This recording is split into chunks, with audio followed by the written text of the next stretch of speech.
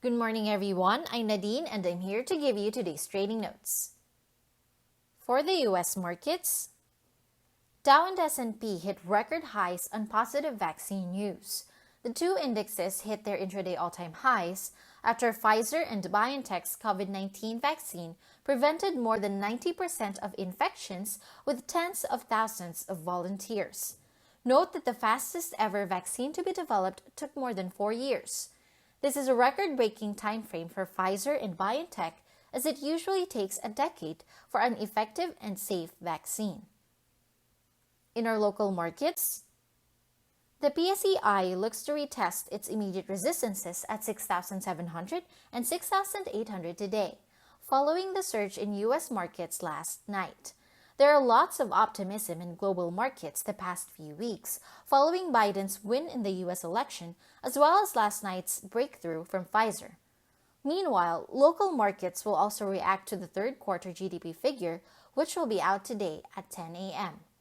The government revised its second quarter figure further downward to negative 16.9% from negative 16.5%.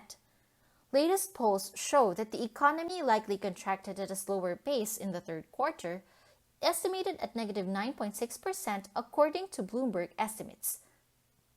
In corporate news, Jollibee Foods Corporation incurred a net loss of 1.6 billion pesos in the third quarter.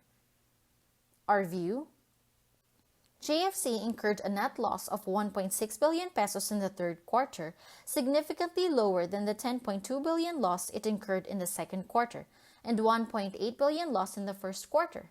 This brought the year-to-date figure to negative 13.5 billion compared to the fiscal year 2020 estimate of negative 8.4 billion.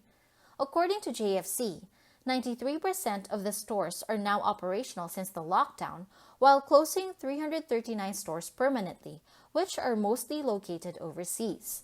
Among the companies that were recently acquired that are still generating operating losses were Smash Burger, Coffee Bean US, and parts of Superfoods Group, Highlands Coffee, and FA24. In other news, the National Economic and Development Authority questions the financial capability of Megawide on the NAIA rehab. Our view: a NEDA report cited doubts on MWide's financial capability for the 107 billion peso rehabilitation for NAIA. Likewise, NEDA debunked a claim that GMG Group was still a partner in the consortium. As a result, NEDA concluded that MWide does not have the capability to undertake the project. MWide had equity of approximately 18 billion pesos as of 2019, equivalent to only 56% of the equity requirement for the project.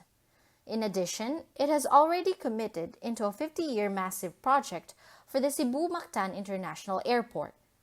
MWide has presented 74.9 billion worth of bank lines with BDO, but NEDA said it is not sufficient to cover the debt requirement of the project, which is 75.2 billion.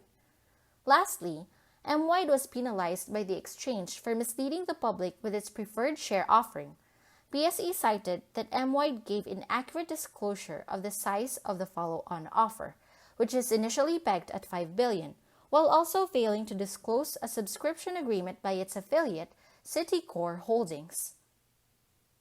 That wraps up today's market outlook. Join us again tomorrow for your daily trading notes. Stay safe!